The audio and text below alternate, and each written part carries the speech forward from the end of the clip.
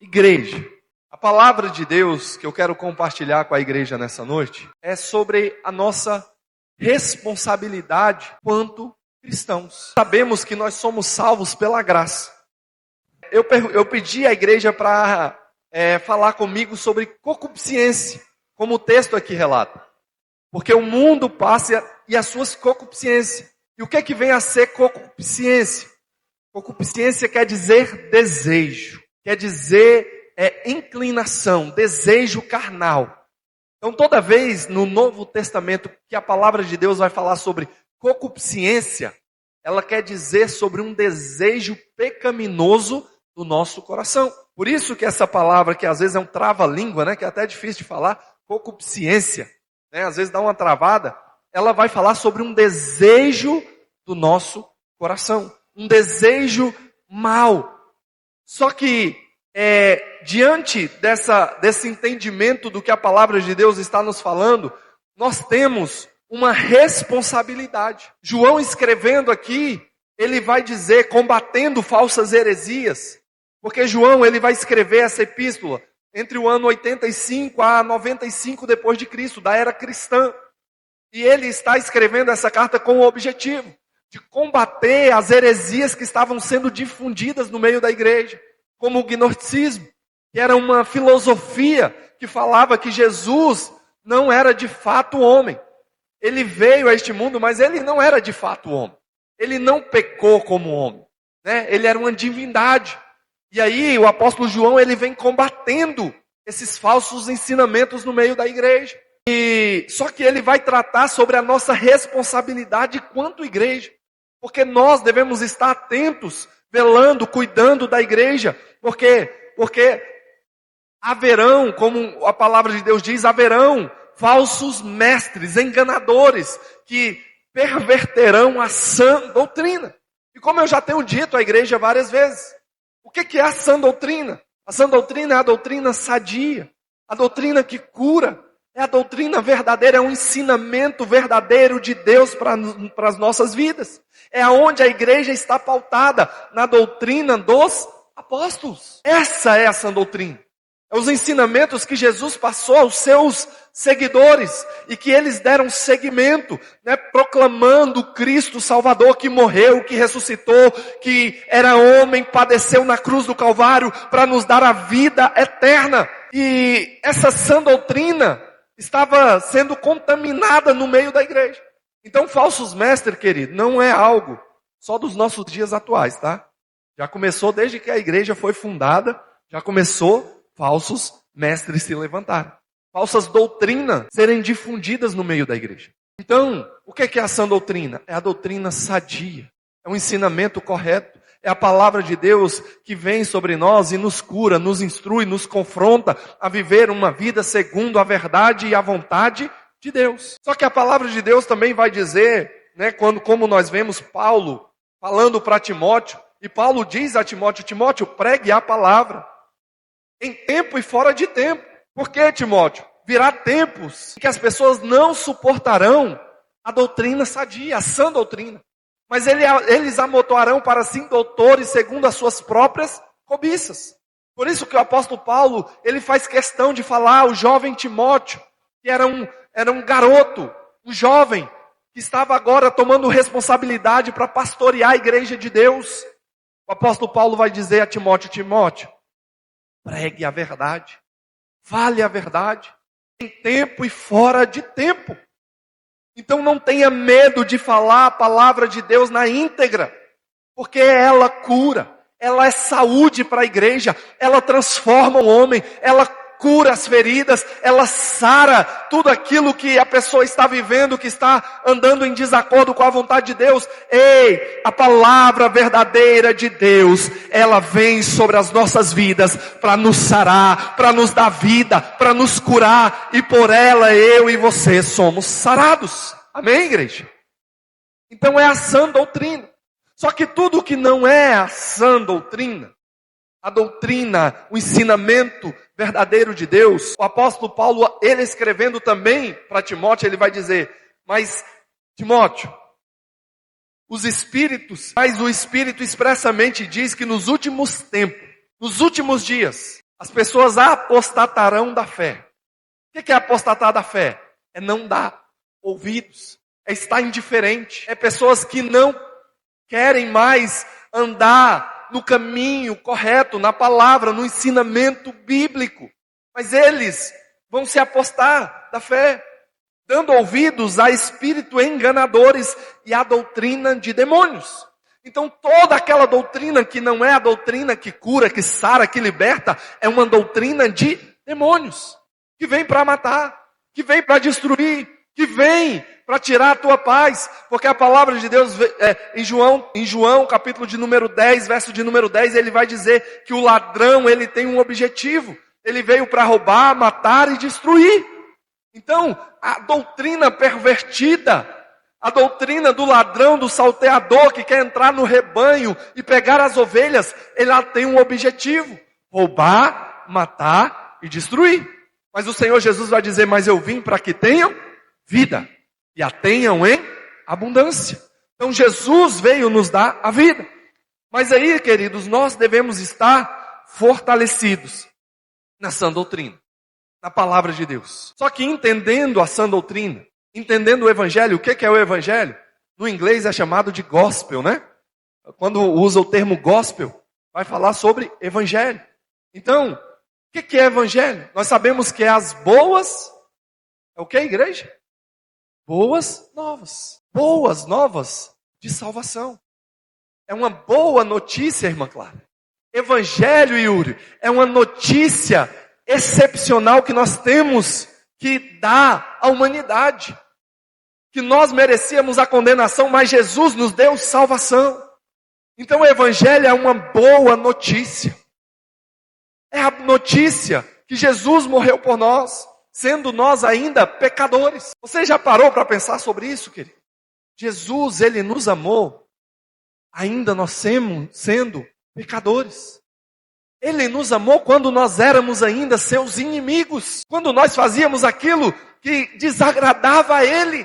Ele nos amou. E o amor dele foi um amor sacrificial, né, do grego ágape. Esse amor que dá sua vida pelo outro. Que não é apenas um sentimento momentâneo, mas é uma atitude de amor para conosco. Ele se entregando na cruz para nos salvar. É o amor de Jesus para conosco. Então o Evangelho é essa boa notícia.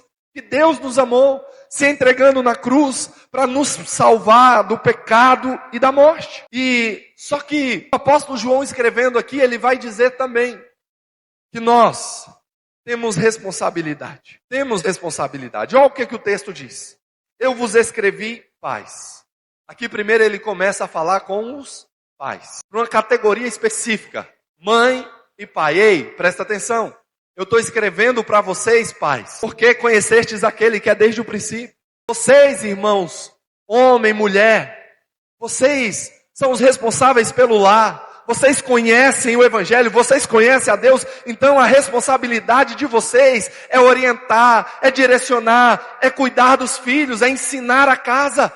É o homem ser o sacerdote do lar, a mulher ser a disjuntora idônea, aquela que está do lado, servindo, ajudando, cuidando dos filhos, fortalecendo a casa, um complementando o outro, para que a família esteja estruturada em Cristo Jesus. E os filhos guardados, preservados pela palavra e pela doutrina sadia, que cura e que fortalece o lar.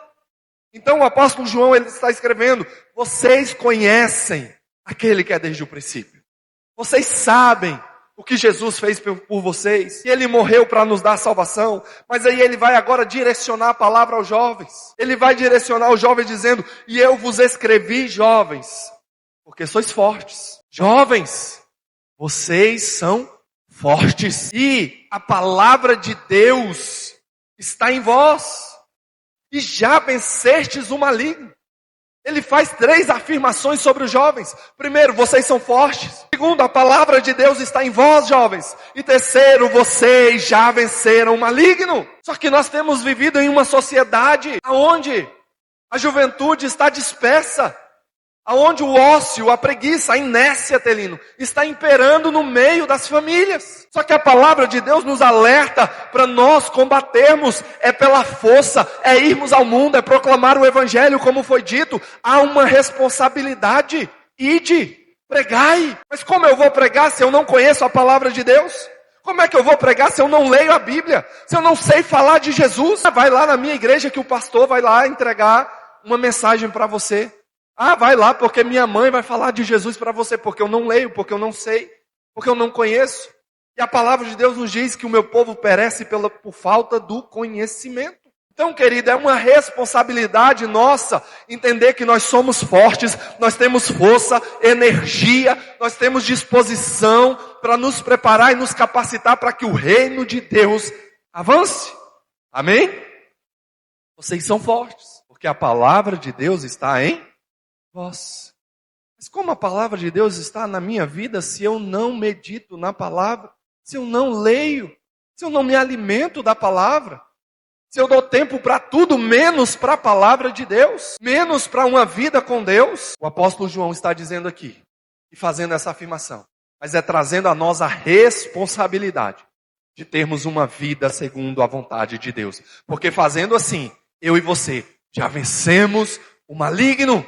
Porque o inimigo não tem poder contra os filhos de Deus que amam a sua palavra, que como o Salmo 1 vai dizer, bem-aventurado aquele que não se detém no caminho do pecador, aquele que não anda segundo o conselho do ímpio, não se detém no caminho dele, nem se assenta na roda dos escarnecedores, mas antes tem o seu prazer na lei do Senhor e na sua lei medita de dia e de noite. Então a nossa vida, querido, bem-aventurado é feliz, ditoso, como nós já aprendemos aqui, né? Então se eu sou bem-aventurado, por que eu sou bem-aventurado? Porque esse jovem, porque esse homem, essa mulher é um bem-aventurado? Porque ele medita na palavra de Deus de dia e de noite.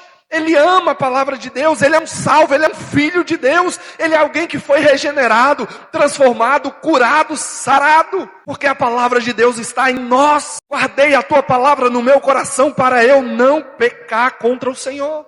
Devemos cada dia mais buscar do Senhor, nos alimentar de Deus, nos alimentar.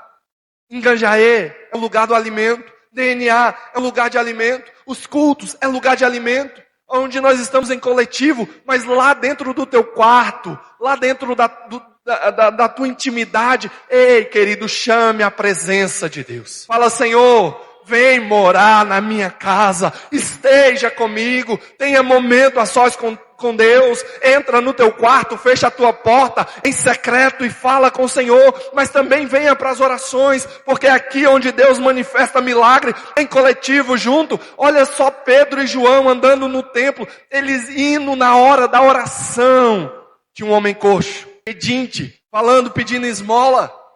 Aí o apóstolo Pedro diz, ei, eu não tenho ouro, eu não tenho prata, mas o que eu tenho, isso eu te dou. Em nome de Jesus, o Nazareno, levanta e anda.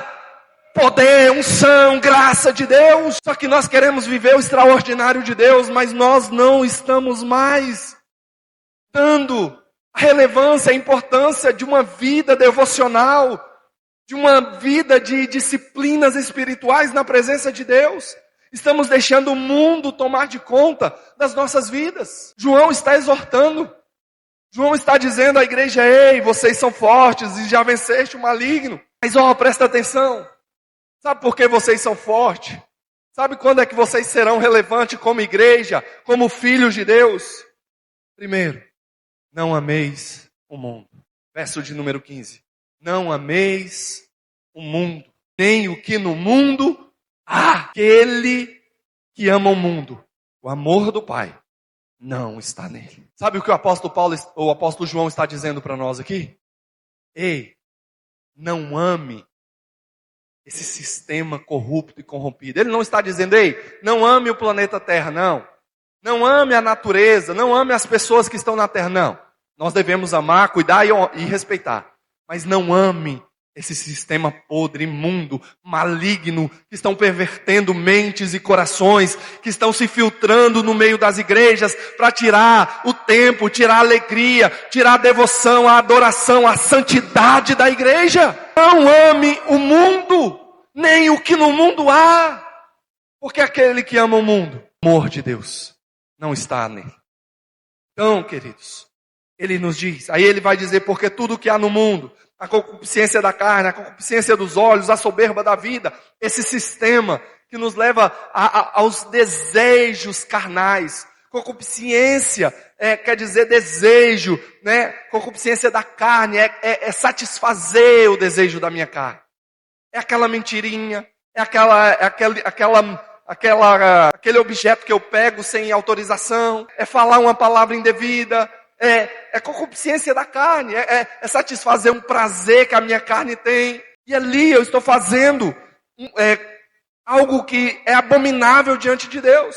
Estou transgredindo a palavra de Deus, a concupiscência dos olhos, desejando o que não é seu, buscando o que não é seu, buscando as coisas dessa terra, adorando as coisas dessa terra, enquanto Deus está te chamando para um relacionamento com Ele. Não é apenas um arrepio, não é apenas um momento, não é apenas um êxtase espiritual, mas é um relacionamento diário com Ele. Então que possamos deixar o desejo da carne, o desejo dos olhos e o desejo da vida, de conquistar, de ter, de obter, né? Colocando isso em primeiro lugar, além de Deus. A palavra de Deus nos exorta para que nós possamos olhar para Ele, andar nos caminhos dEle, amar a Ele, buscar a Ele de todo o nosso coração, mortificar o nosso eu, a nossa vontade. E o mundo passa e as suas concupiscências, mas aquele que faz a vontade de Deus permanece para sempre. O mundo passa, tudo é transitório, passageiro. Como eu digo à igreja algumas vezes, daqui 100 anos nós não estamos mais aqui. Já fomos. Mas querido, o que é que nós estamos plantando hoje para a eternidade? Deus nos deu talentos. Ele veio e nos deu dons, talentos, dinheiro. Né? A passagem de talento aqui é dinheiro, é referente a dinheiro. Veio um Senhor e deu a eles dinheiro, algo valioso. Que também usa a palavra de Deus, fala como mina. Que também é referente a um valor, a uma quantia. E a um deu uma quantia, a outro deu a outra quantia. E quando o Senhor veio prestar contas, teve um que enterrou o talento. Teve um que não deu relevância, não deu a devida importância do que o Senhor colocou na sua mão.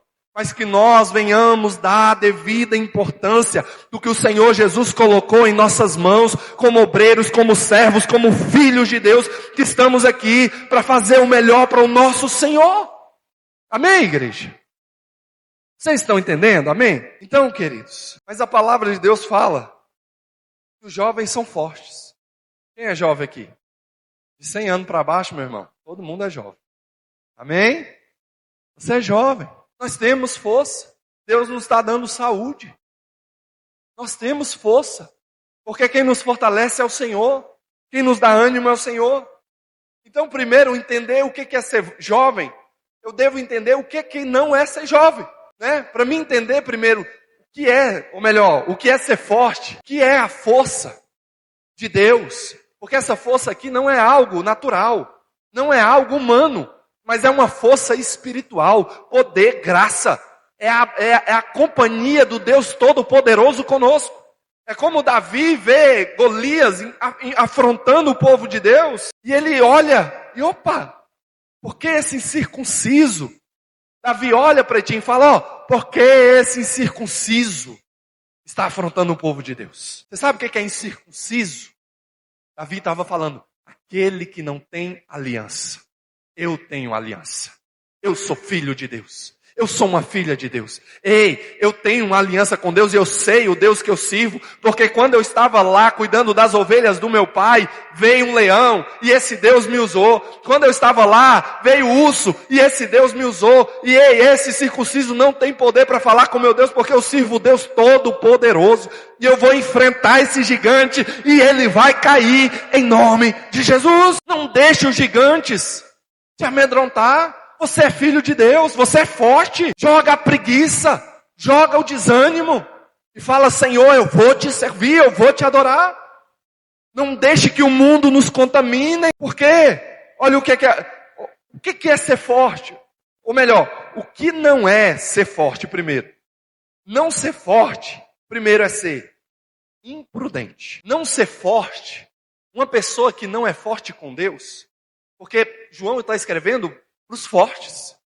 Vocês jovens, igreja de Deus, vocês são fortes, porque vocês já venceram o maligno. Mas ei, não seja imprudente, porque a imprudência não é uma característica de um homem, de uma mulher forte em Deus. A imprudência nos leva a viver uma vida espiritual de qualquer forma, Natan. É uma vida espiritual que eu faço na mediocridade. O que é mediocridade? Na média. Quando eu dou a Deus o meu médio. Eu tenho que tirar 5 para passar, eu vou tirar 5, porque é a nota mediana. Eu preciso só da mediocridade. Ei, querido, Deus não nos chamou para mediocridade. Deus nos chamou para excelência. Aqueles que fazem com o melhor, entregam o seu melhor a Deus. Então que nós não possamos ser imprudentes. E a imprudência faz o quê? A palavra de Deus, quando vai falar sobre o homem imprudente, ele vai falar que o homem imprudente é semelhante àquele que construiu a sua casa sobre areia. A imprudência fez com que aquele homem ou aquela mulher fizesse só por fora, só a maquiagem, só o que estava externo. Uma casa onde não tinha firmamento, onde não tinha base, onde não tinha uma estrutura que sustentasse as lutas, as guerras, as batalhas da vida. Então aquele homem constrói a sua casa sobre areia. E a palavra de Deus vai dizer que vem uma tempestade, vem um vento forte, e aquela casa vai abaixo. Aquela casa cai. Mas o forte que a palavra de Deus está dizendo aqui é aquele homem, aquela mulher que tem um cuidado de cavar. É o homem e a mulher que vai lá, cava, até chegar nas profundidades de Deus, até alcançar a rocha, até firmar os seus pés em Deus e dizer: agora eu estou firme, agora o vento pode bater, a tempestade pode bater, o deserto pode vir, porque Jesus está comigo. Eu não vou cair, eu não vou falhar, porque imprudência não é uma característica do povo forte. A gente canta: eis que surge um povo forte, revestido de poder. Eu com louvor é uma bênção, né? Mas olha a mensagem que nós louvamos. Nós somos o povo forte. Mas o povo forte não é imprudente, não entrega a Deus a mediocridade, não constrói a sua casa sobre areia. Mas eles estão firmados em Cristo, na rocha. Então o que é que também não é ser forte? É quando o meu coração está no mundo, está nas riquezas. O meu coração ama mamon. O coração quer saber do ganho, do ter, do possuir. O Deus do meu coração é a riqueza. Por isso eu preciso, de alguma forma, ganhar mais, fazer isso para ganhar mais, para ter mais, para conquistar mais. Porque eu sou insaciável. E tem sido uma marca, querido, da nossa sociedade. Pessoas, porque antigamente tinha um problema na igreja. Era um problema. Os cristãos eram crentes demais. Amém? Cristão, eles queriam ficar na igreja o dia e a noite. Era vigília, já engatava em dia com Deus, torre de oração. E era aquele movimento o tempo todo na igreja. E às vezes o filho em casa ficava sem pai, sem mãe. E era um problema, porque não tinha um equilíbrio. Mas querido, nós passamos de uma fase de busca, de intensidade, de entrega total, para também, agora, as pessoas não querem mais estar na presença de Deus. Para tudo chamar pessoas para oração, para reunir um grupo de oração, meu irmão, é extremamente difícil. Hoje eu conversando com alguns pastores amigos, eles falam a mesma situação. Ei, o povo não quer participar mais, o povo não quer vir mais. Qualquer aniversário agora é desculpa para não vir no culto. Qualquer coisinha agora não vem na igreja. Não quer saber. Por quê? Porque o amor não está mais em Deus. Devemos voltar às velhas práticas. Devemos voltar a um equilíbrio de busca, de intensidade com Deus. A um equilíbrio espiritual. Você está entendendo, igreja? Amém? Querido, é uma palavra de exortação. Mas para que nós possamos crescer e amadurecer cada dia mais em Deus. Possamos refletir e olhar para a nossa vida e dissermos para nós e pedir a Deus que nos capacite cada dia mais de graça para que possamos ser melhores. Então o que é que não é ser forte também? É sermos rebeldes. Rebelde à palavra de Deus. Olha só a ordem da palavra de Deus que a irmã Diza leu aqui. Vão por todo mundo. Pregue o evangelho. Ei, vão. É uma ordem. Ei, façam, celebrem a Santa Ceia em memória de mim. As pessoas não querem mais nem saber se é culto de Santa Ceia, se não é. Não quer saber mais dessa ordem, da orientação de Deus. Estamos nos rebelando muitas das vezes contra a palavra de Deus. Né? A palavra de Deus é, façam em memória, vão, pregue a palavra. Estejam à disposição do reino. Mas estamos sendo como Sansão. A orientação do pai e da mãe era, não se misture. Não se misture. Mas Sansão não dá ouvido a pai e mãe. Sansão vai lá, pega uma filisteia e casa com uma filisteia. Desobedece. Você é um povo santo. Nós somos um povo santo. Jesus nos chamou para a intimidade, para uma vida de entrega, uma vida de busca constante por Ele. Não se misture com o mundo. Não venhamos ser rebeldes com a palavra de Deus, mas que venhamos ser santos, separados, um povo obediente ao Pai. Que não venhamos ser imprudentes como Sansão, rebeldes à palavra de Deus. Que também não venhamos ser, queridos, porque ser forte também, ou melhor dizendo, não ser forte é uma característica de uma pessoa preguiçosa. Uma pessoa que não se esforça, não se dedica, vive a vida de qualquer forma. É uma pessoa que vive a vida entregando absolutamente nada do que deveria entregar. Nós estamos servindo a Deus, ao Pai eterno, ao Deus todo-poderoso, aquele que é soberano, santo, grandioso.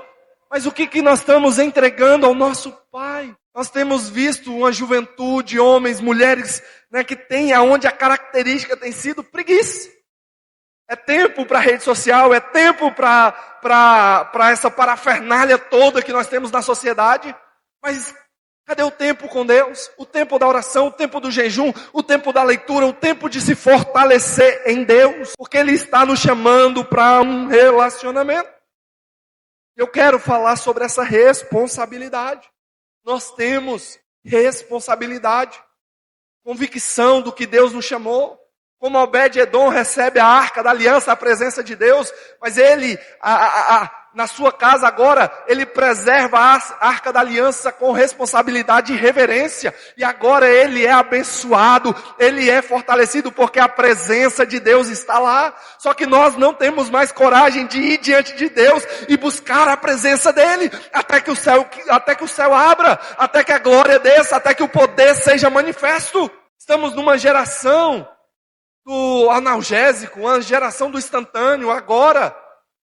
Que não quero sentir dor, não quero passar por sofrimento, não quero luta, não quero me deslocar de um lugar para o outro, eu tenho que chamar um Uber. Queridos, que possamos nos mover em Deus. Pedir, Senhor, nos dá coragem, disposição, porque nós somos um povo forte. Amém, igreja? Que não possamos também, uma das características, sermos influenciados pelo mundo. Não ameis o mundo. Não seja influenciado pelo mundo. Romanos 12, 2. Não vos conformeis com este mundo, mas transformai-vos pela renovação do vosso entendimento. Ei, querido, não se amolde ao padrão desse mundo. Não volte às velhas práticas. Qual tem sido a minha diferença para o meu vizinho?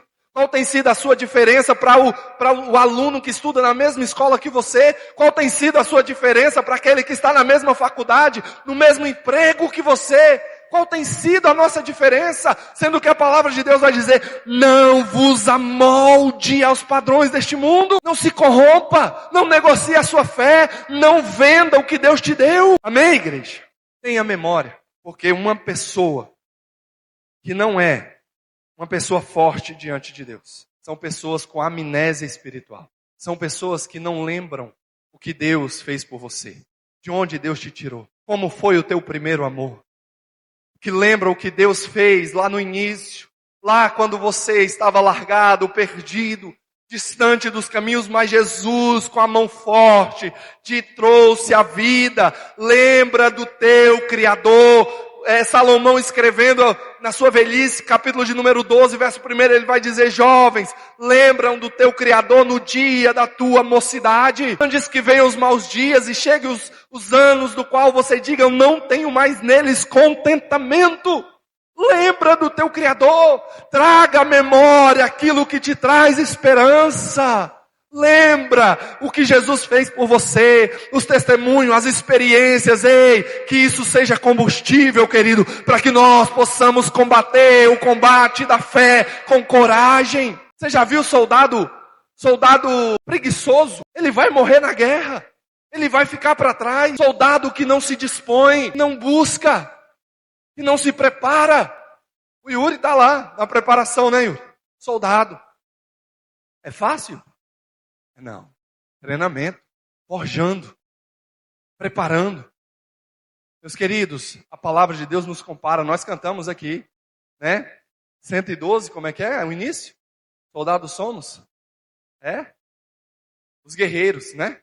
Os guerreiros se preparam para a grande luta.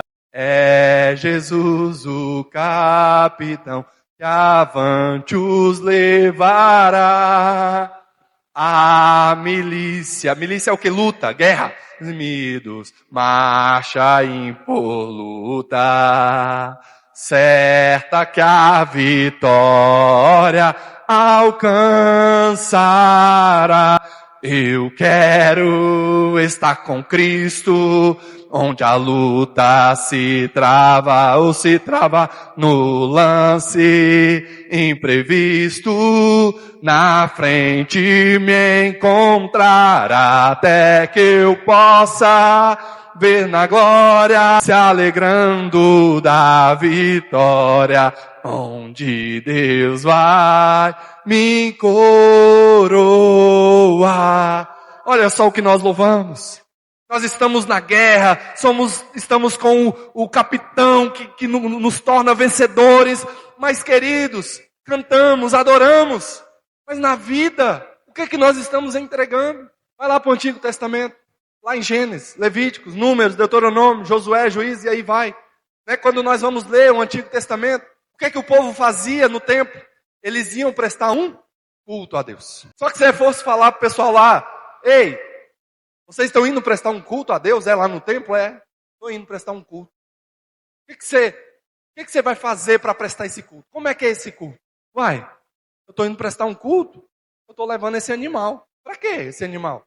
Porque o meu culto vai ser esse animal entregue lá no templo. Se você falasse com um povo, com alguém do Antigo Testamento, da Antiga Aliança, sabe qual era o culto deles? Era levar algo para Deus. Entregar algo para Deus. Eu vou lá servir a Deus. Eu vou lá adorar a Deus com o que eu tenho, com aquilo que vai me doer. Eu estou levando esse animal para ele ser morto para a glória de Deus. Então, era aquilo que nos custava. O culto era aquilo que nos custava. Eu venho para servir. Eu não venho para ser um consumidor. Eu não estou aqui em um restaurante. Aonde? Se a comida não for boa, eu tenho que conversar com o pastor depois. Porque a comida não é boa. E restaurante, quando a gente chega e a comida não é boa, meu irmão, primeira coisa que a gente faz, a gente reclama. A comida, pastor, não está boa, não. Não está legal essa comida. Igreja não é um restaurante. Aonde você reclama. Aonde você, se a comida está ruim, você levanta e vai embora. Aonde você, se a comida te agradou, aí você pode pensar em dar os 10% ou não do garçom. Igreja não é um restaurante. Igreja é uma família. Onde quando a comida não está boa, quando as coisas não estão bem, nós vamos se juntar, reunir, conversar, resolver aqui em casa e glorificar o nome do nosso Pai. Nós estamos em família, o povo de Deus juntos para morar no céu. Então, querido, nós somos fortes em Deus. Mas aí o que é ser forte, pastor? A força, ela vem do Senhor. E Lucas vai dizer: eis que vos dou poder para pisar em serpentes e escorpiões sobre toda a força do inimigo, e nada vai fazer dano algum em vocês. Vocês vão estar preparados, soldados valentes, valorosos. Efésios 6, revistam das armaduras de Deus. Quem aqui tem a armadura de Deus, amém? Você está revestido, querido? Couraça, capacete, escudo, espada, pés da preparação do evangelho, soldado romano. Paulo está descrevendo aqui o soldado romano que estava pronto para a guerra. Revistam as armaduras de Deus, porque vai vir um dia mau. Vai vir um dia que o inimigo vai te tentar, que a luta, o deserto da vida vai vir sobre a tua vida. Ei, mas se você estiver firme, nesse dia você será inabalável. Nesse dia o inimigo não vai ter poder contra a tua vida. Você vai vencer. Ei, mas ore em todo o tempo. Revista de Deus, as armaduras são adquiridas com clamor, com súplica. Ele nos guarda, nos protege, mas clame, ore, rogue a Deus. Amém, igreja? Nós precisamos buscar mais da presença do Senhor, estar mais fortalecidos em Deus, nos despertar para o que o Senhor tem para esta igreja, para a minha, para a tua casa, para as nossas vidas. Qual tem sido a nossa prioridade? Qual tem sido a tua prioridade? É muito fácil a gente dizer que ama a Deus. Falar que ama, até o papagaio fala. Mas amor, querido, não é palavras. Amor é atitude. Amor é atitude. É quando eu gasto tempo com meu pai. Quando eu chego diante do meu pai e falo, Senhor, o meu prazer é estar na tua presença. O meu prazer é te adorar. O meu prazer é te buscar. Meu irmão, a igreja, eu, minha casa, a sua casa, nós precisamos cada dia mais do poder e da unção do céu. Amém, igreja? Vamos voltar às velhas práticas. Então eu sou forte quando eu busco a Deus com todo o meu coração. Quando eu resisto o mal. Quando eu não olho para as coisas deste mundo. Quando eu não me apego às coisas deste mundo. Mas quando eu estou de olho na eternidade. Porque nós cantamos, há uma promessa. Há uma guerra sendo travada. Primeiro, querido, eu e você somos da família de Deus. Lembra do Moisés, lá no Egito? Vocês lembram do Moisés? O povo estava no Egito, cativo. Deus manda um libertador. Moisés agora vai pegar aquele povo, as 10 pragas, como nós já vimos em tantas outras ministrações. Eles vão passar pelo rio, pelo mar vermelho. Eles vão passar pelas águas. Eu e você passamos pelas águas, querido. Nós passamos pelas águas. O Egito ficou para trás. O Egito ficou para trás. Agora nós estamos em uma família. No meio do deserto. Porque o mundo ainda é um deserto. Mas no meio do deserto tem maná. No meio do deserto tem o cuidado e a proteção de Deus. No meio do deserto tem luta? Tem. Mas tem um Deus que derrama a água da rocha para mim e para você beber. No meio do deserto tem lutas, dificuldades? Tem. Mas Deus está cuidando de nós. E a promessa que nós temos é que nós vamos chegar na terra que mana leite e mel. Tem uma terra prometida para o povo de Deus. E nós chegaremos na nova Jerusalém de Deus. Amém, queridos? Porque você, igreja, eu e você, somos fortes. E já vencemos o maligno. E nós andando com Cristo, não amando o mundo, mas amando a Deus. Porque tudo isso vai passar. Mas aquele que estiver em Cristo, esse viverá para sempre. Amém, queridos? Se coloque de pé nessa noite. Eu trouxe nessa noite a nossa responsabilidade quanto igreja. Eu preciso melhorar. Você precisa melhorar. Nós precisamos uns dos outros para que possamos vencer as lutas deste mundo. Como igreja, nós somos vitoriosos. Porque o nosso general, ele está à frente da nossa batalha. Amém, igreja? Nós louvamos nessa noite, os meninos louvaram. Que a bênção se derrame até 1000 gerações sobre a tua família, sobre a tua casa, na tua entrada, na tua saída. O que eles louvaram aqui foi a bênção sacerdotal. Foi a bênção sacerdotal. Há uma bênção de Deus sobre as nossas vidas. Deus abençoa, querido. Nós precisamos de Deus, da provisão dEle. Dependa de Deus. Se coloque na dependência do Senhor. Tudo vai caminhar, tudo vai dar certo, vai acontecer, porque Ele é Pai, e Ele te ama, e Ele cuida de você, segundo a boa vontade dEle, vai acontecer, querido. Creia, tenha uma semana de paz, uma semana de bênção, esteja se alimentando de Deus, e juntos vamos caminhar para a terra prometida. Amém, queridos? Vamos orar. Santo Deus, obrigado, Pai, pela Tua palavra, obrigado pela Tua igreja, obrigado pelos Teus filhos, Pai. Deus,